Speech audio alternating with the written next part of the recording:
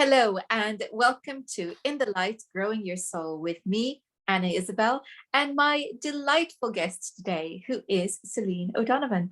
Hello, Celine, welcome. Hello, Anna. It's Isabel. It's lovely to be here. Delighted to be here. Thank you. The book that I've been reading, which is your book, is called Gifts from Devastation: What Cancer Taught Me About Life. And I love that approach because it is about transformation, rebirth. It's about acceptance and then working to, I guess, bring light in. So I thought it'd be so lovely to have you on the program. Oh, thank you. It's so lovely to hear someone else, when you've been involved and lost in your own book and your story and your writing for so long. So when it comes out into the world, it's just such a pleasure. And it's so lovely just to hear someone else articulate what they understand from it and to feel that it's resonating with people. So thank you. It struck a chord with me, of course, because I am a clinical hypnotherapist, and it is the stuff of what I do with my clients is to help them in those times of darkness see the light and see how that darkness, painful though it is an opportunity for, we could say growth, but growth, it seems like a hollow word to you when you're in the throes of, agonizing emotional and sometimes physical pain. But it's in those moments that we have this opportunity to reach out to something beyond and create something better for ourselves. And I think that's what we mean by growth, is that it's embracing the possibility of something better than before, which is really, really hard in those very dark moments. And that's why your book spoke to me, because it is a shining example of the reward for doing that. Thank you. Yeah, and sorry, yes, continue. Yeah. No, please. Okay, no, it's just exactly when you said those words, growth. Sometimes I find words inadequate really to describe the depth and breadth and everything you described there of the experience. And what's come to me recently, and as I was listening to you, it's sort of come again, it's this of the idea of that discomfort when you're sort of getting to the stage about growing or not fitting in. I mean, I didn't feel like I did, but something starts to happen, which, okay, ultimately led to cancer for me. But it was like the growing pains, even though you don't know it, while some part of me did know it when you're ready, but it's beyond that growth. There's something saying it's expanding you. It's like what you said there about the light. It's trying to bring you into the fuller expression of who we're meant to be, but which we forget, which I know I forgot, and I think many of us do when we're born, but there's something that remembers. And it's like that dialogue or connection starts to happen again, and you're starting, well, that's what I felt. I was starting to hear it because there were so many things in the lead up to my diagnosis. Everything I knew about the world and my life was just wrong. Just, this isn't right. This isn't it. But I couldn't grasp at anything. And everyone I looked at around me, they may have felt the same, but we're all going along. I just assumed I'm the only one like this. But something in me was calling. I could just feel it so strongly, but I had no words.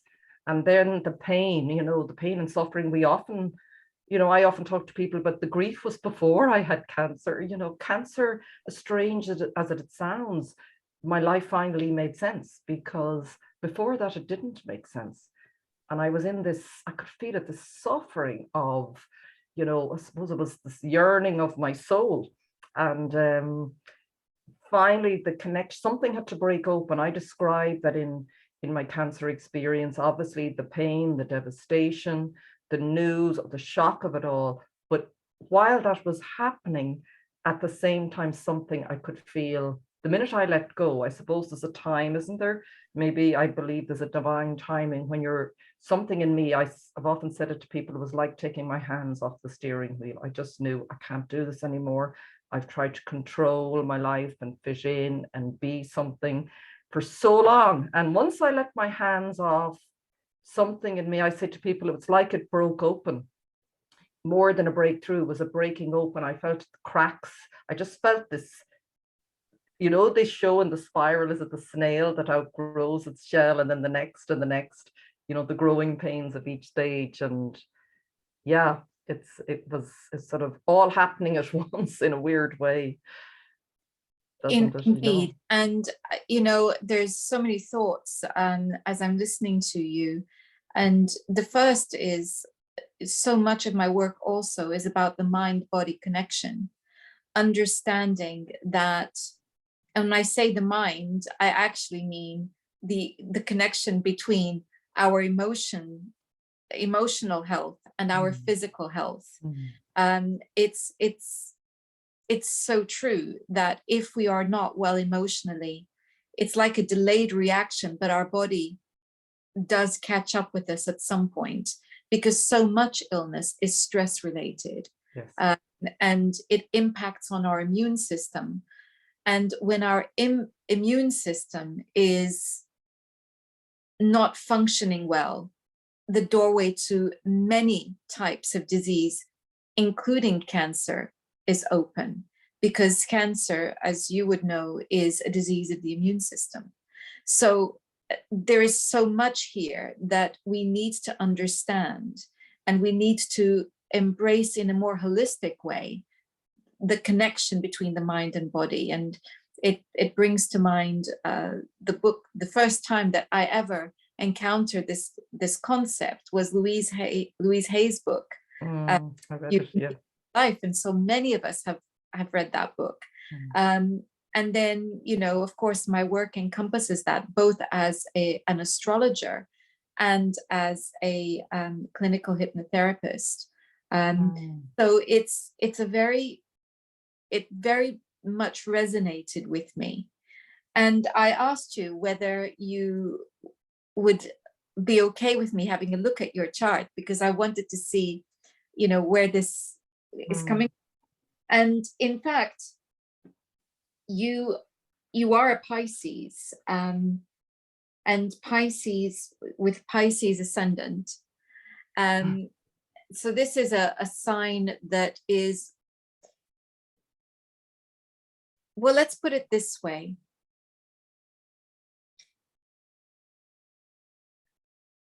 Pisces sun is here to learn about acceptance, going with the flow.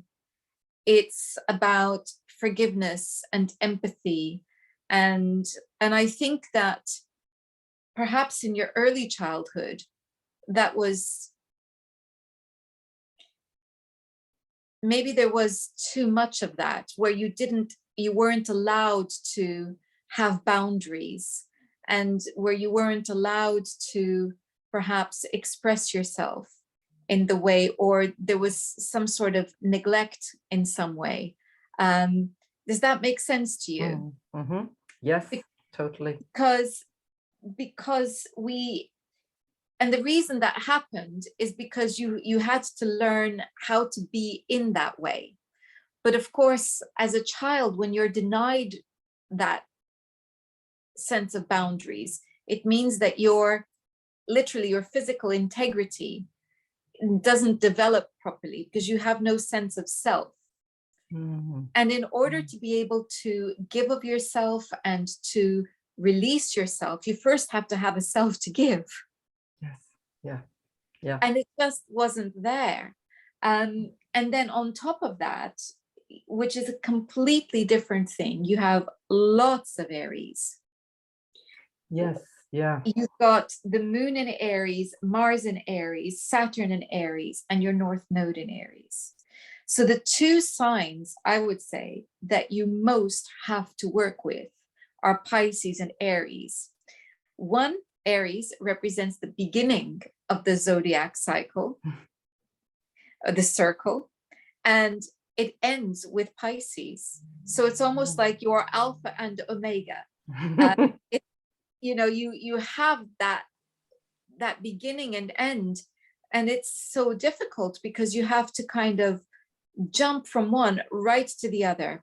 And if you think of the circle of the zodiac as being a process of the evolution of the soul, so that you begin with a real sense of me, me, and you progress to we and us, and you progress to oneness, which is Pisces.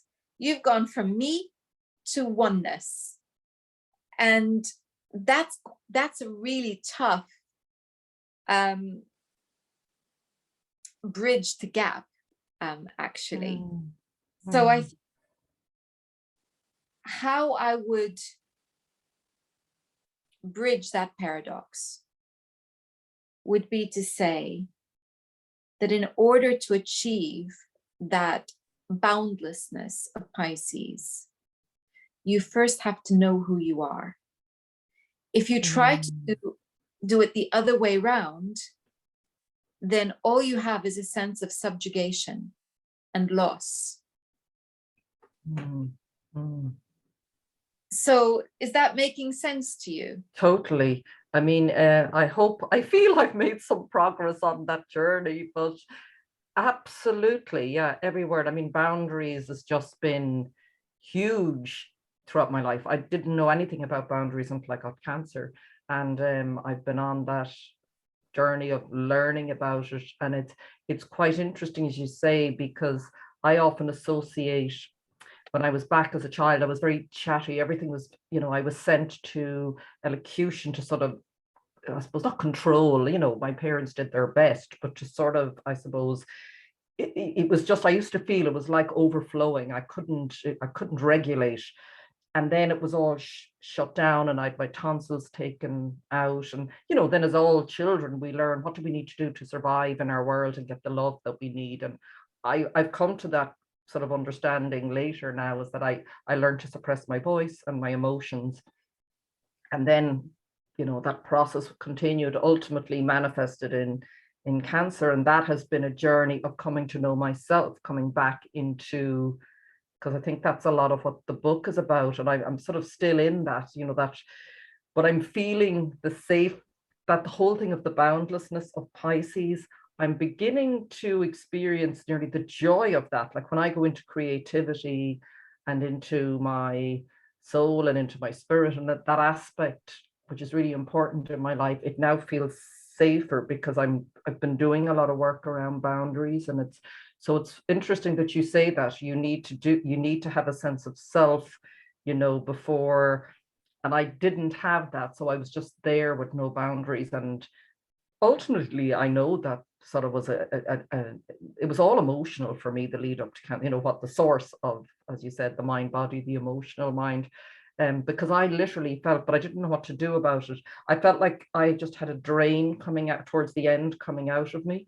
And it was just, I could see the energy go. I literally could feel it coming out of my body. And I had no sense of how to even understand it, or what do I do? I mean, I really had no idea, Were you as a child made to feel that you were, in any way selfish when you were wanting to express your own will or your own needs?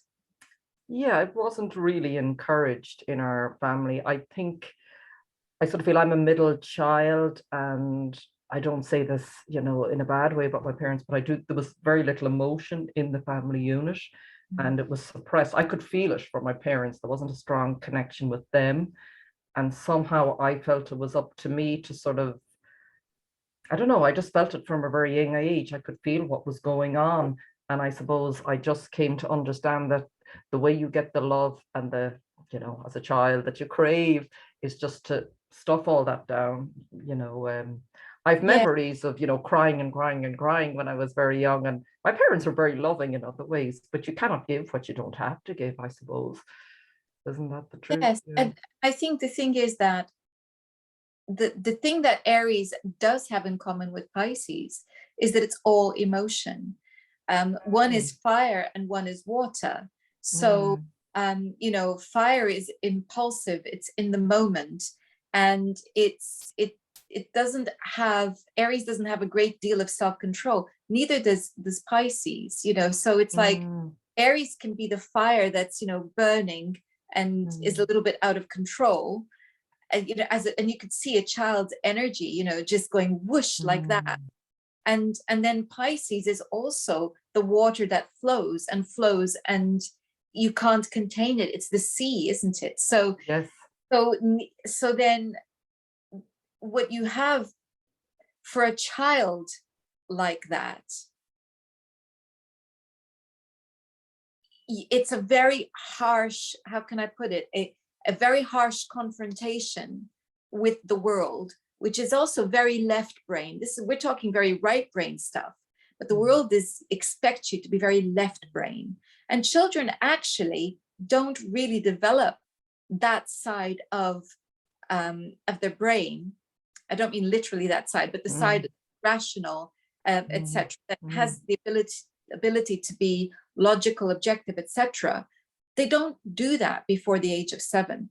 mm, And so this is an issue that people need to understand about children, particularly children like you would have been, mm, where you mm. were very much in your own world and full of energy and exuberance and excitement, and possibly forever getting into trouble for it.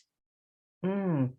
But I think at a young age, this funny memories because I grew up around a lot of children and neighbors. I think I shut it down quite early, because I've memories of what you're describing there. I always say to people, it's the funniest. It just has come back to me in the last year. The happiest memory. I was about 6 or 7, and I was walking with a friend to the shop, and we'd money, pocket money to buy our sweets at the weekend. And I remember this. I couldn't stop talking. I was just talking. I just like this flood coming through me. And I remember saying, I am so happy.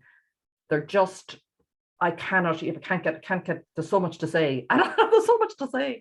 And I think there's often been a reaction because I sort of stuffed that down. And then as I've done the work to open up, it's sort of flooded out initially. So I still, there's a regulation and a balance coming back. But I can feel it's like the pendulum, that swings wildly from side to side and finds a new balance. And I'm feeling that more, but I could feel when I felt it safe to talk again, it just was like, and that's where the writing was wonderful for me, because I'd never written until someone said it to me. I was doing an Artist's Way course. That's what led me to it after cancer. I was beautifully led because I couldn't find my way. But I always believe we're sent to the people who can unlock, the next step for us that maybe we don't know how to do. And I just knew I couldn't go back. And this woman I met, hadn't seen her in 20 years, bump into her and mentions a friend, lovely lady, who was running it. And after a few weeks or months, she said to me, "No, you're always talking about the gifts and what you're learning. It sounds like you should be writing this down, or you can share it with the world." And I was like, "I can't write. No, I wouldn't write." But I left her house, and I've said this often, and I came home, took out the laptop, and it was like a download. It just, but it was a beautiful way to channel this voice that I yet couldn't articulate in words. But when I went into this creative mode that was safe on my own, it just flowed, and I didn't have to, think about, is it okay to say that? It was a safe space until, and it's funny because I wrote it in 2017 and I thought I would publish it then, but I didn't. I was advised to go and write fiction, which felt awfully strange. But there was a whole method in that because I needed to find the words and the language and to become and process everything so that I know now was the right time. It wouldn't have been the right time in 2017. I'm still learning and growing as we always are, but I definitely wasn't ready. And I understand that there's a divine timing to everything, isn't there? There Mm-hmm. is indeed. And I was just thinking, because I wrote down a think, three quotes just from your preface, which I thought were very telling. And the first one is, breast cancer was the ultimate manifestation of the many times I had disowned and dishonored myself and kept myself small in the world. And I I nearly think feel like crying when you say that, because that yeah. says it all. It's exactly what we're Mm, talking about, isn't it? yeah, yeah, absolutely. Yeah. That's been the biggest shift. And I'd no idea that was, well, I did, but that's why I have such a passion now for, and you mentioned young people. I ended up working with teenagers in a university before I got sick for about 10 years, going out to schools. And I just I loved working with teenagers. And I know I'll go back to work with children and young people, because I was saying it to someone recently. I came across, I did an interview with her and Mark Ashwood, who I'm doing this course with, Sherry Diffband from America, who's, sorry, this is a bit of a sidetrack, but it's sort of related, set up Aramis Creative Learning. So it's just like what you were saying, not getting what you needed as a child. And it's all about intuitive based learning. It's just beautiful. She works with starseed children and she's starting to develop these in the States. And the minute I watched her, I just went, oh my God, I want to be a part of this.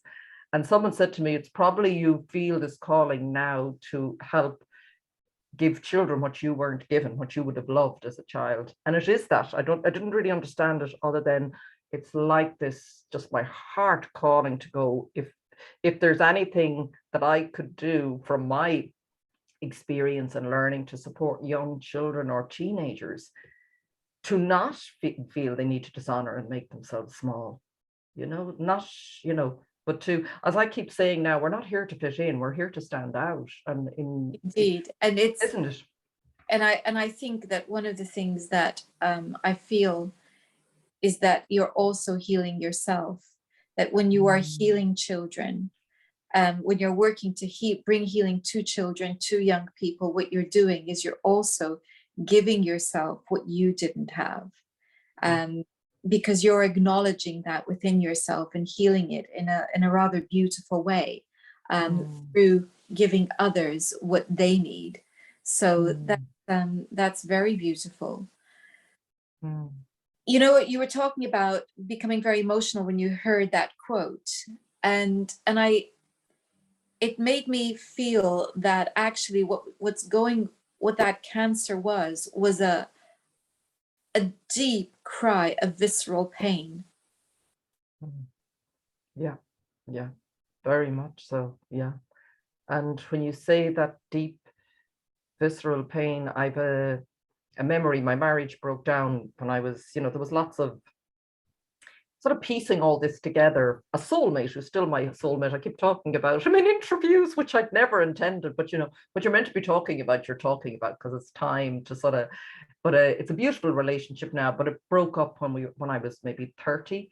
But we were so, like, it was like we both say we saw the light when we saw each other. So I feel I was given that. We say that to him. We were given that because we had a lot of pain when we were younger from not being fully able to inhabit and we both recognized it in each other. So it was like a lifeline, and we saw the light and we had it for a number of years, and then it was wrenched from us. But once you've known it, there's something in you that goes, I remember this. And it was like a lifeline to say, okay, it's going to be difficult for a while, but you've got this memory. And sorry, now I've gone off. Where was I going with what you said to me there? Sorry, there was a purpose. Oh yeah, the visceral cry, sorry, for help.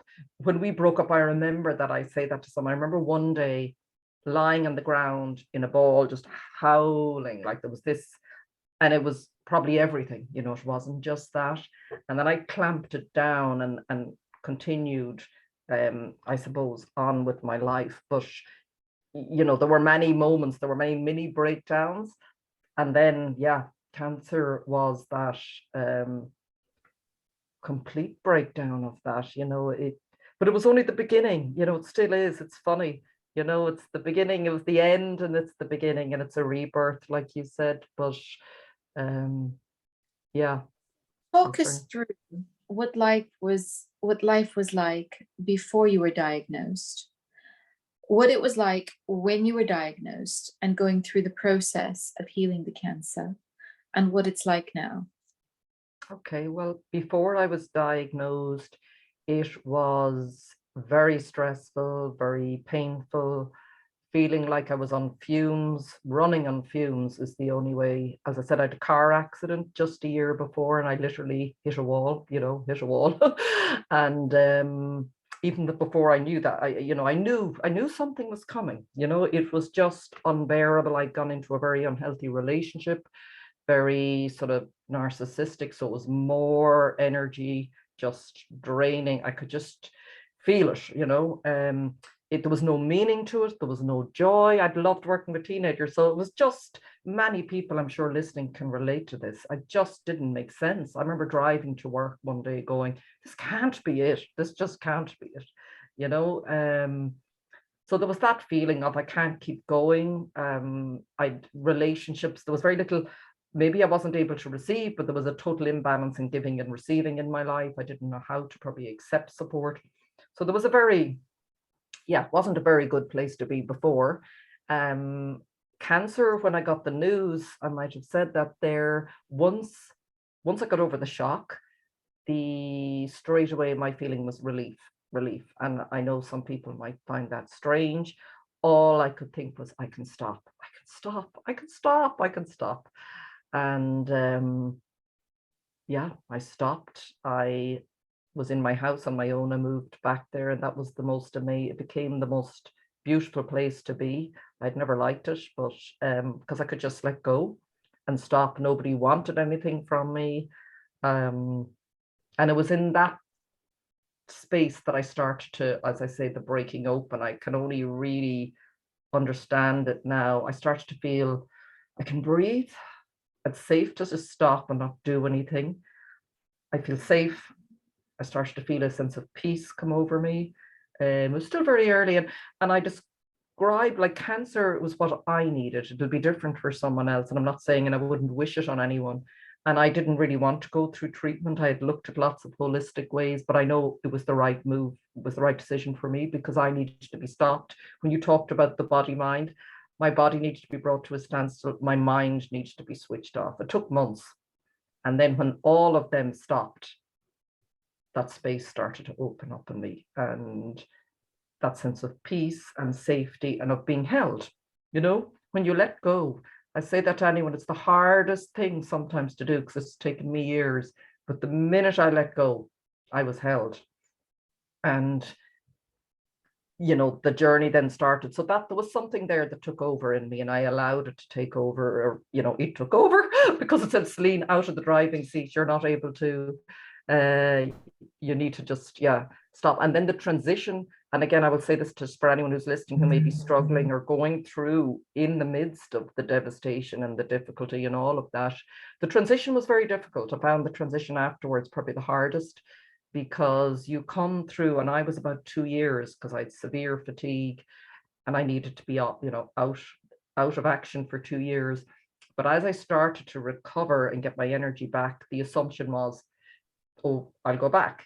Most people assumed Celine will go back to her job, and not that, that was my choice, but I found that difficult, because I wasn't used to going, no, I'm going to do things my way. But something in me knew there is no going back. That's over. That's done.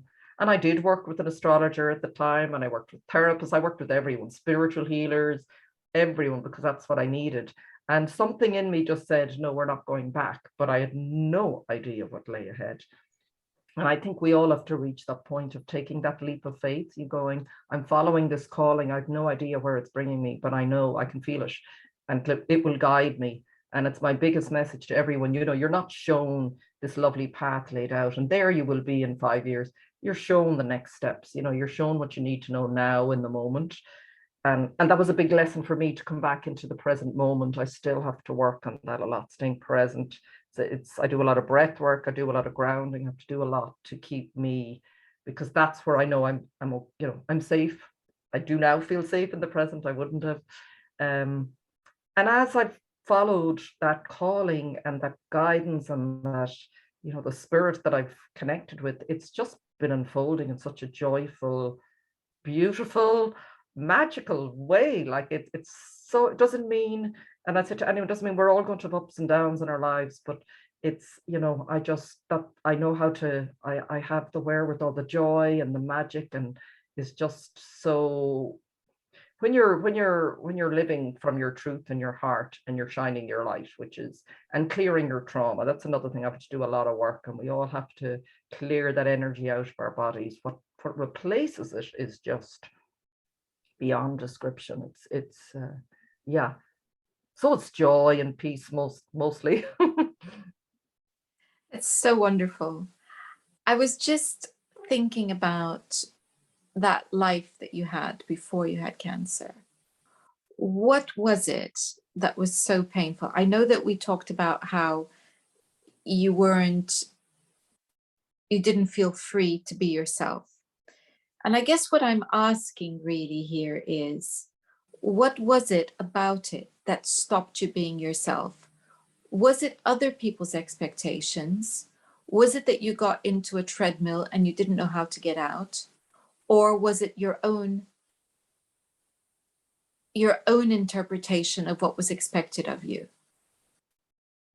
Probably all three. I didn't know myself very well. I often remember doing one of those, not Myers-Briggs, but it was another test we did somewhere at work, and it was to do whether you're kinesthetic or you're more visual, or, and I just couldn't relate at all. I used to just put myself in the box of logical. You must be that sort of boring. I don't know, there's nothing wrong with being logical, but I had no sense of myself. I was so disconnected. And I suppose I got up on a path like everyone, you know, you need to, you know, go to college, go get a job. And I was in the system before I knew it. And I didn't really, I suppose I didn't really understand what was going on. But what was very interesting is I used to find I was always drawn to very creative people. And I used to go, I'd love to be like that. And they talk about that, I think, in the Artist's Way book, the shadow artists, where you sort of surround yourself. Like my husband was very, he was a singer, you know, part-time, he does a lot of different things, but very creative. A lot of the people he was around, people I liked being involved with.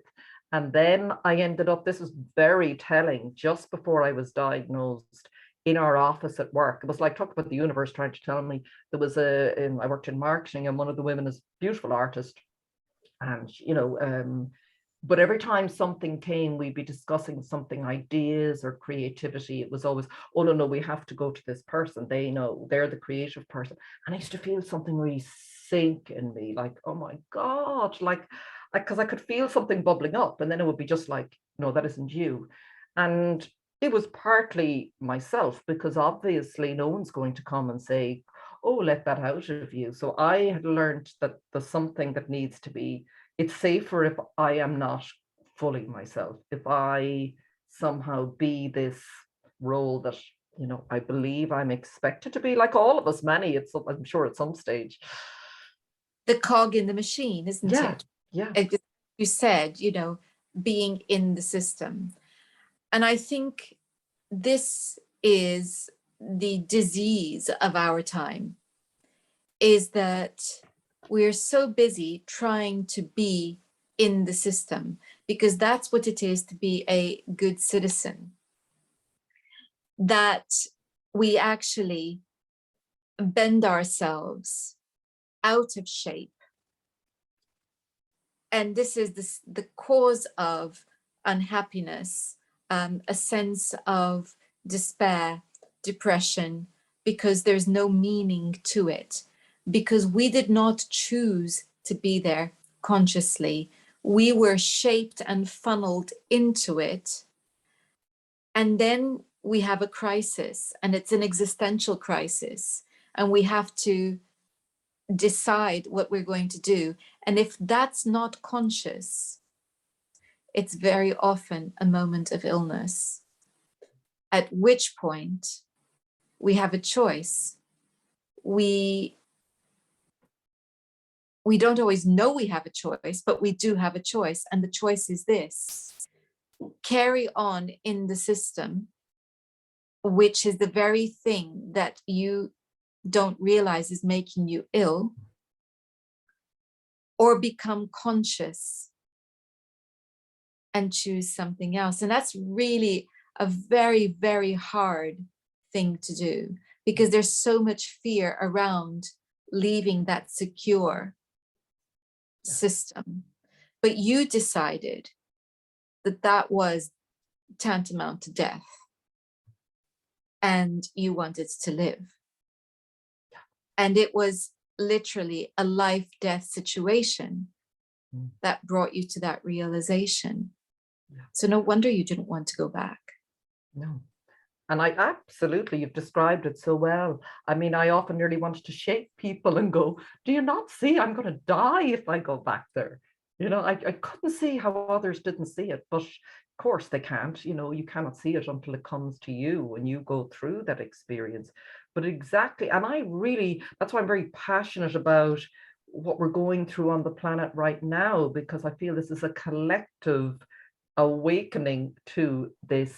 We cannot do this any longer. We are not, you know, slaves of the system. We are powerful, creative, passionate, unique, beautiful spirits who are here to experience and shine and share. And we all are so different. We're just part of the whole. I keep seeing that, just this big cog, and every one of us is needed. And we all, yeah, isn't it? You know, we really have to step up. No one, I was at the dentist and I'm like, this is how passionate I am. There's a woman there beside me at the dentist, and I bring up this conversation, a woman in her 70s, and she was like, you're right. I know, like nearly afraid to say it. I think that's what's happening because we've all been separated. So I use every opportunity in a nice way when someone I feel is open to it to start this conversation, because it is us who's to do this. This is absolutely right. And you said we are, you know, we're, and I'm saying we are not meant to be slaves of the system. Yes. And what keeps us as slaves of the system is the survival instinct, where we think that if we leave the system, something terrible is going to happen. And that if we, or that we are going to be lonely and alone, and not realizing that actually the system is a system that's designed to alienate us from ourselves, from each other. It interferes with our ability to have families, because all we're doing is we are in it because we think that it's the only way to earn a living. And you know that expression, to earn a living. I know, exactly. The implication being that you earn your right to be alive. Yeah, absolutely. And there's no accident. I don't believe in that language. It's quite telling, isn't it? Yeah. And you, when you faced your mortality, said, you know what? That's what's made me sick. And that's, I'm going to be free. And so there's something that, another quote here, and it echoes exactly what you've been saying, but I thought it was just beautiful because it was so perfect in its expression. We are unique in what we came here to express, and we should never dim that light just to fit in. Being a part of the system has a high price. It sure does. It sure does. Yeah, yeah. And isn't it interesting how, like you said there, people believe, and to this day, because we've been programmed for so long, and I'm now 54, so it's, I know the programming is, as much as I'm pulling myself up out of it, I still can go back, and all of that fear, you know, not, I don't, to be honest, having faced the possibility of death, I genuinely really don't fear anything. I really don't. If I die tomorrow, that's okay. I've done what I came here to do. So it's very freeing to not have that fear.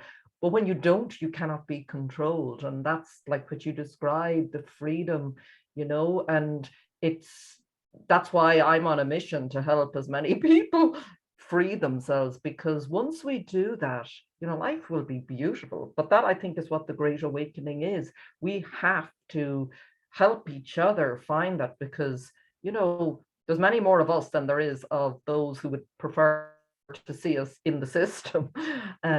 and by, I suppose, doing it, because the old fears sometimes can come up, because people will say it to me, oh my God, making a living. And it's been very different, but I wouldn't change it for a moment. I wouldn't change it for nothing. Nothing can buy the experience of being out in nature in the morning, listening to the birds sing, you know, rather than sitting in an office with fluorescent lights all day. You know, and there's nothing wrong with being in an office, but you know, it's at the end of the day, each of us, as you said, have to, you know, that connection with ourselves. Once we find that, It's finding the way back to ourselves. mm, And when we find back to ourselves, we are much better able to connect with others. And then there is no alienation, there is no being alone.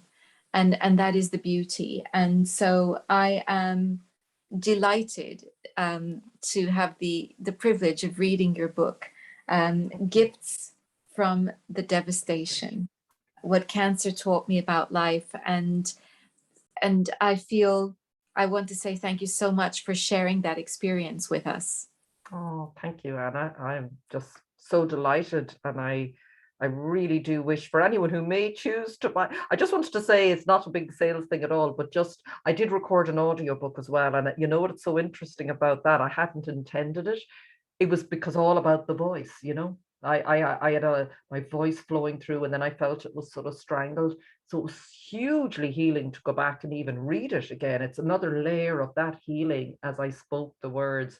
So that's just that's there for anyone who likes to connect as well. But yeah, that's a really my wish, if one person who reads it finds and connects and finds their way back, I call it a journey of remembering that way back home to that connection, that you know, make it all worthwhile.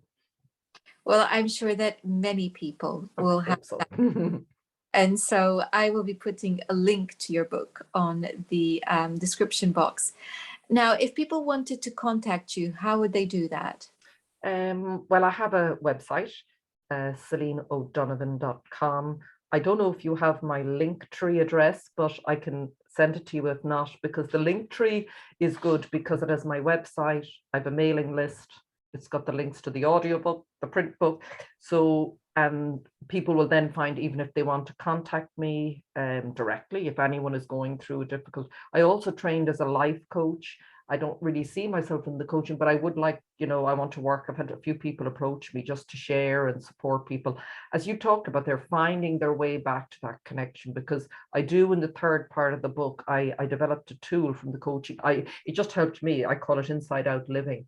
So it's really about, once you make that connection back with yourself, how then, because there's a lot of reprogramming and things. So what do you need to do to support yourself in this new journey? Because it's a rebirth. So it's a new, to me, it was like being very new in the world, and you need all the tools that you can. So yeah, so if anyone is struggling as well, they can reach out through any of those links to me.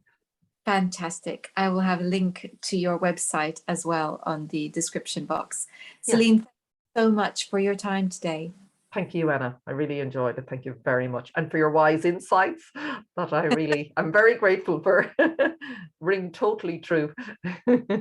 Wonderful.